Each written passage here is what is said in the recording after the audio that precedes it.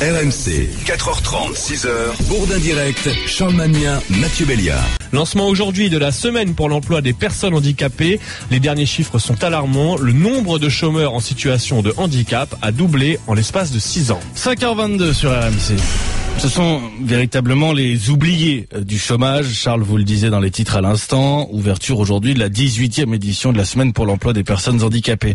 2 fois plus de chômeurs en situation de handicap depuis le début de la crise. Et vous avez bien compris, le nombre de chômeurs en situation de handicap a doublé en 6 ans. Le chômage des personnes handicapées a augmenté 2 fois plus vite que la moyenne. Et le retour à l'emploi est souvent plus long, plus complexe également à cause, il faut le dire aussi, d'un manque de qualification professionnelle. Souvent, une personne handicapée met en moyenne 4 ans avant de retrouver un travail. C'est un sujet majeur, un sujet grave, et vous connaissez une situation de handicap, peut-être vous venez enrichir l'émission de vos témoignages au 32-16. Mais on a essayé d'être un peu positif ce matin sur RMC. Ce n'est pas la majorité des cas, mais parfois le handicap peut même devenir un atout. Claire Andrieux, vous êtes rendue dans un spa pour RMC, le secteur du bien-être, le spa dans le noir, c'est son nom. Et Claire, 90% des employés de ce spa sont aveugles. Bonjour Claire, je suis Mélissa, praticienne de l'Institut. Vous êtes prête? Alors on va pouvoir y aller. Mélissa se repère grâce au mur, avec ses mains pour monter les escaliers. En haut, la pénombre. Je prends la main pour le guider. Je suis vite désorientée, elle est dans son élément. Ici c'est nos vestiaires. Je ne perçois pas de façon visuelle ce qu'il y a autour de moi, mais dans ma tête, en fait, je me représente tout ce qu'il y a. Je sais que à ma droite j'ai le placard, à ma gauche j'ai la douche, et ainsi de suite. Et vous, au son de votre voix, je sais que vous êtes assise, par exemple. Tout à fait.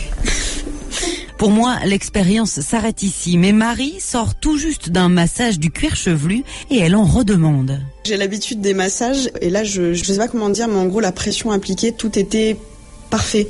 Je viens juste de racheter un bon.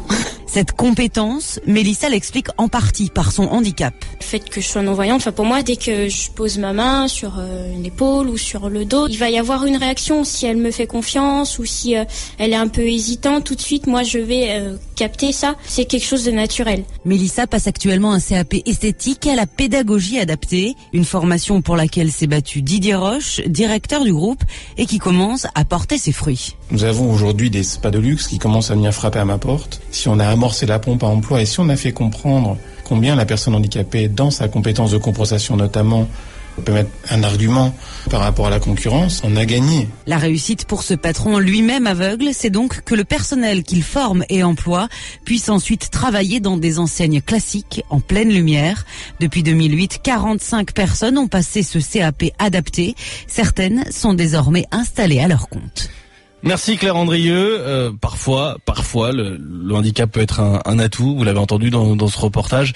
C'est toujours impressionnant. Moi, je connais pas le spa dans le noir. Vous avez déjà mangé dans ce truc très branchouille, très touristique, qui c'est le resto dans le noir, dans le centre de Paris? Jamais. Charles non plus.